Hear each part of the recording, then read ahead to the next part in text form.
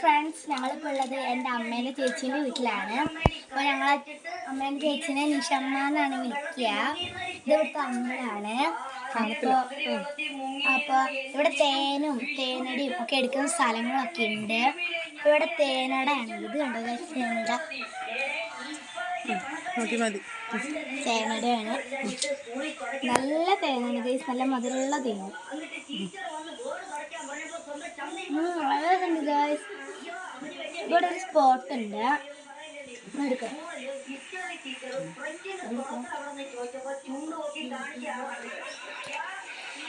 അപ്പൊ ഇവിടെ നല്ല സ്പോട്ട് ഉണ്ട് ഗൈസ്.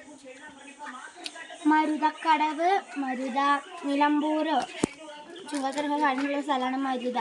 അപ്പോൾ അവിടെ ഒരു നല്ല സ്പോട്ടുണ്ട്. കള്ളുമുണ്ട് എന്നാണ് അതിൻ്റെ പേര്.